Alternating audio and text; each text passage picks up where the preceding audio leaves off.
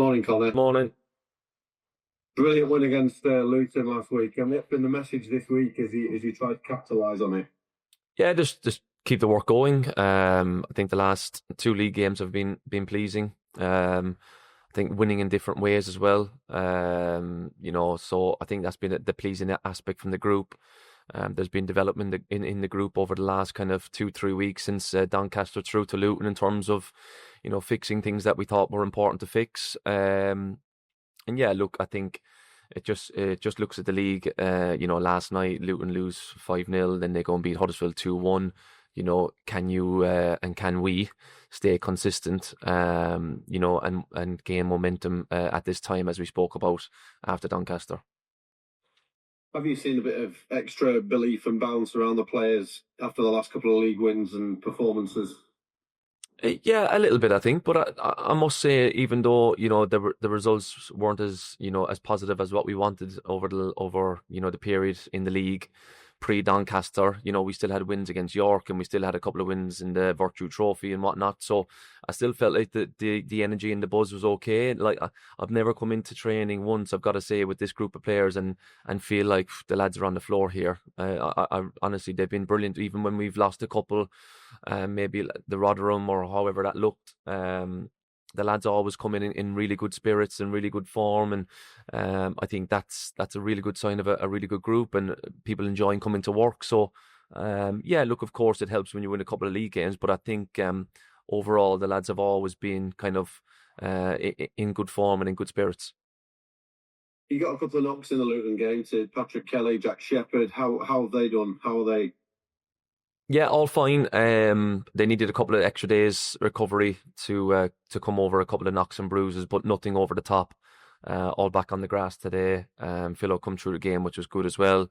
Mal is fine and been on the grass all week, same as Philo. So, I think obviously there's been a couple of knocks with taking a couple of people off, but I think pretty much okay from that point of view. So that's been pleasing.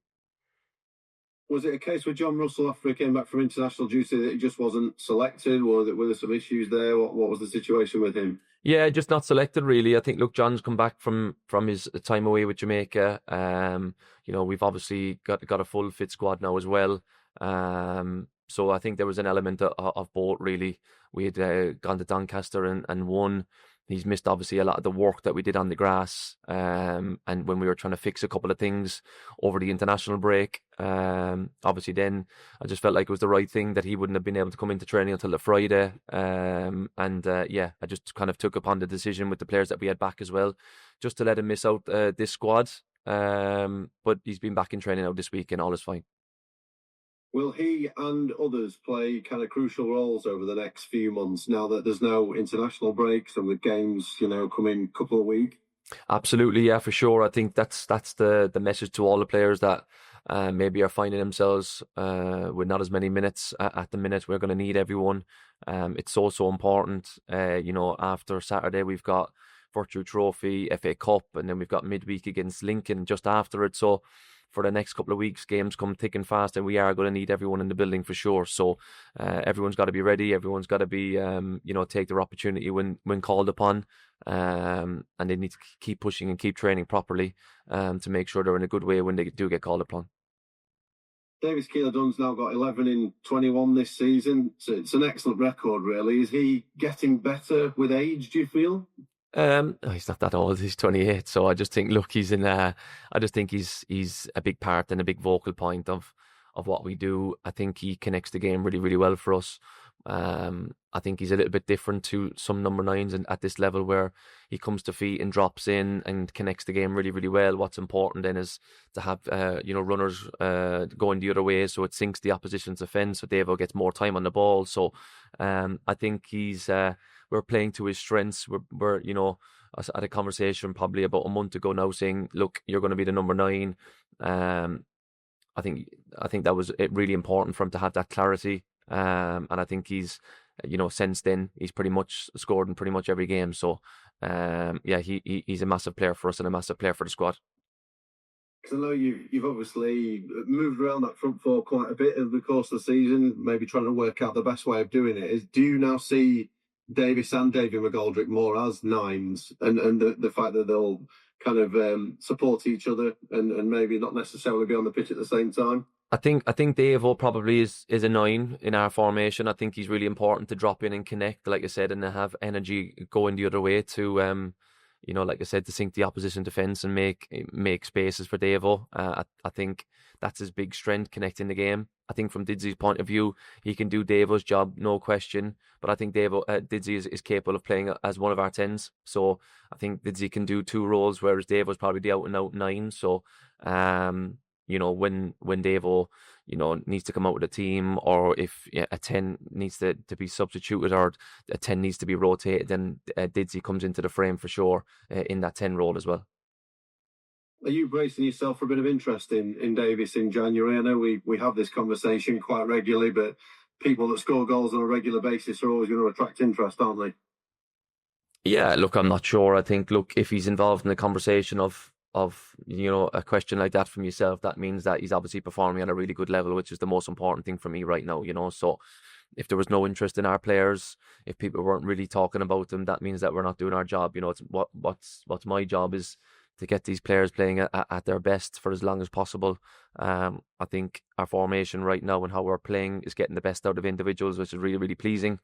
And look, let's see what January brings, and we'll deal with it then. In terms of conversations around January at the board, have you got a good idea now of what your transfer plans are, what areas you'd particularly like to strengthen? Yeah, there's been ongoing conversations the last 3 or 4 weeks. The process is obviously, really good and positive, which I'm quite pleased with. It's a real kind of clean way of working. There's been a couple of recruitment meetings, which has been good. I've identified positions that maybe I think we should strengthen to help us in the second half of the season. My big thing really is the fixtures in the second half of the season are going to be ramped up with the amount of games that we've kind of missed. So we're going to need a bit of a thick squad going into the second half of the season. So I think the main priority from now till January, first and foremost, whether it's ins or outs, can we get ourselves in a good position for the second half of the season over anything else? Do you envisage more ins than outs, given the size of the squad right now? I just think, look, the nature of football and the nature of any transfer window, it's really hard to tell. Look, do I think that we need probably one or two just to taking us up for the second half of the season with loads of fixtures? Potentially, yes. Do people leave in January or leave in the summer at all times? Of course they do. So whether that's a young player or someone not getting as many minutes as they would like, it's a transfer window at the end of the day. So look, you don't know what's exactly going to come. You have a little bit of an idea, but look, like any transfer window, there will be ins and there will be outs, and hopefully, come the end of January, we'll be in a good place. Sorry, for the second half of the season. Stockport have had a couple of difficult results recently. Are you wary of a wounded animal when you go and play them? Yeah, look, like I just on at the start of this press conference, you look at Luton, they just got beat 5-0. They've obviously rallied together at a really good result against Huddersfield, so no doubt Stockport will be the same. They'll be trying to, they've played obviously last Thursday. They've had a time to work on things, to regroup, to reorganise themselves, and we know that it's going to be a really tough test. One that I believe that our lads are more than capable of matching. We're in a really good place as well. But we're under no illusions that Stockport are a good side, and we're going to have to be at our very best to get a result. Have you been impressed with their rise? Because they've been consistently strong, consistently towards the top end of League One since they managed to get promoted a couple of seasons ago. Yeah, fantastic. Look, the rise of them through the leagues under their manager has been really impressive. They're a club going in the right direction. They're a club that keep building.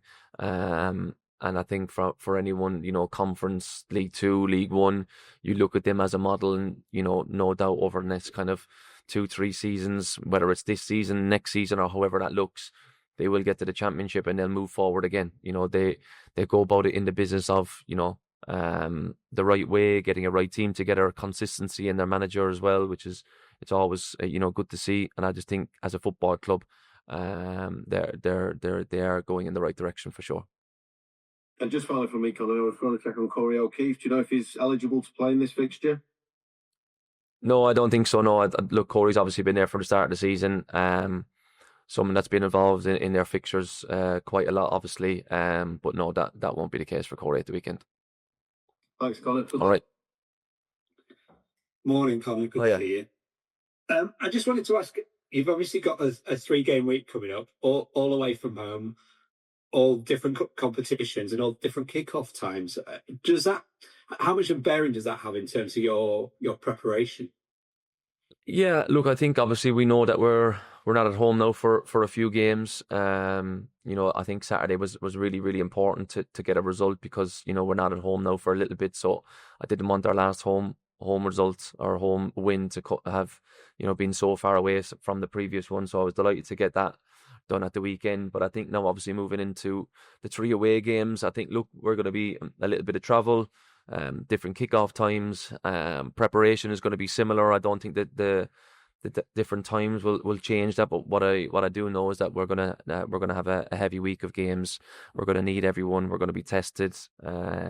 In all the different competitions that you just spoke about. There's going to be a big away following and a big crowd at Stockport. Then probably a smaller crowd at Port Vale because of the nature of the game. So we have to create our own intensity and our own energy for that one. And then Peterborough will probably be a little bit more just because the FA Cup and, it probably brings a couple of more fans. So I think the attendances will be different. So how we have to play the game will probably be a big message going into each game as well. So does the size and the energy of the crowd sort of factor into your thinking in terms of how you play a game? Well, I think it doesn't change how we approach the game, but I think I think energy can get taken care of itself when we play Stockport away, when there's a big crowd and there's a big energy and there's a big, following from our fans. I think then when you go to Port Vale and there's, echoes in the stand and you can hear every shout because the crowds aren't as bigger, then there's going to be a big message from me going, we have to create an intensity, we got to create an energy because the energy's not in the stand, so it has to come from within. So I think there's definitely different elements from that point of view in terms of messages going into the game. I know the energy will be clear and high on Saturday because it's big attendance, big following, big crowd, important to put a performance in. But obviously with the different cup games, the attendances, you've got to bring your own energy and your own intensity to the games for sure. Do these games come at a good time for you in terms of, we spoke on Saturday about the competition you've got in the squad now. There's I guess it would be a real feeling within the group that everyone can be involved in the next few games, and there's something for everyone to play for as an individual. Absolutely, yeah. There's going to be 3 games in a week now. Everyone's going to be needed. Everyone's going to get minutes, and it will be up to them to be ready for the minutes. Because after Peterborough, then we've got a decent stretch of league games, and can people step in the cup games and put in a performance and going, don't forget about me in the league games, and that will be the message to the players. I've already kind of, going to put that to them and say that everyone's going to be needed in this next 7 days, and it's up to players to put their hands up and go, I perform well in the league games or in the cup games, moving into kind of Lincoln and Leyton Orient after this week. And you mentioned to Adam there about the combination between Davis Keeler Dunn and McGoldrick. You mentioned on Saturday about how you tweak Cleary's role. As time goes on during the season, I guess in August you kind of have a vision of how you want things to work. But is there a bit of suck it and see as different players become available, different players hit different forms, and maybe combinations just aren't exactly what you expected? Some might be better, some might not be so strong. In terms of just getting the best out of everyone? In terms of how Davis Keeler Dunn being seen as a 9, McGoldrick as a 10, Cleary maybe playing more narrow, wider. Adam Phillips's role came on wide, play pretty wide on the right as a sub on Saturday. Yeah, no, that's my job to try and, pick the players in the right positions to get the best out of them. I think that's the job of any head coach. If I had different set of players, they might be suited to a different formation. The players that you've got in the building, you have to get the best out of your players to try and get results. I'm very fortunate with the players that I have. I love working with them. I see them every single day, so I recognise the strengths of certain individuals, and it takes a little bit of time to gather to gather where you see the best position to play these players in. a touch on Reyes, for 2-3 months. I think he needed to get up to speed with everything. We've tweaked our formation to get the best out of him, and he's thriving in it. So, Vimal the same over the last couple of games. We've got a certain role for him that I feel brings out his strength. So it's my job to make that happen. Yeah, and as you mentioned with Reyes, then can that change over the course of a season or even a month? That actually the way I use this player changes because either his confidence has changed or maybe the players around him have changed. Yeah, of course. Yeah, I think look, if someone plays a string of games or in cup games in a different position, maybe that I think, let's have a look at this guy in this position or whatever, they'll come into the fold and maybe make me think, oh, do we tweak this for this game because he played very well in that role? It's forever, changing cycle constantly. It's my job to evolve with that, and it's important that I see that and recognize it. And yeah, look, it's important, like I said, the clear messages for me to get the best out of the players, whatever the formation, whatever the style, whatever the way. And so far, I feel like, with the development of the players in the squad, particularly the younger lads, they're making me think about getting the best out of them in a certain way. And that's been the case over the last couple of games. And you mentioned clear messages there. Every person, every player is different. But did you get the impression with Keeler Dunn that he needed that clarity about his role just to feel comfortable in it? Yeah, potentially. Yeah, I think so. I think, Devo's a 9. He wants to score goals. I think at the start of the season, he was, he scored a couple, but he was maybe playing as a 10 because he played at a 10 in a very in a role, at Mansfield, that made him score loads of goals because he wasn't really a 9 in that team. So it was probably looking at it going, right, we've got Didsy, is he more of a 9 and Davo is a 10 and whatnot, and like I go back to, you assess it and you think what's right and whatever. And I just felt like over the last 5 or 6 games, it was the point where I thought, no, Davo needs to be the 9. He scores loads of goals in training. He scored loads of goals over the last few years, and I think he was a bit, when I had that conversation with him in the office, I think he was a bit like, thank F for that. So he and that's really important. He's the type of lad that will just get on with his work. He'll get on with his role. He'll play anywhere. If I asked him to play right back, he'd just do it, and he wouldn't come to me and knock on my door and go, I want to be the 9 in your team. He'd just get on with it. So credit to him. He's such an unbelievable professional in terms of he's always out there training. He's always got the highest running stats. But I just felt like at that timing, it felt like a bit of a weight off his shoulders that he was like, thank God I'm going to be the 9. And we've moved forward into a really positive place with that.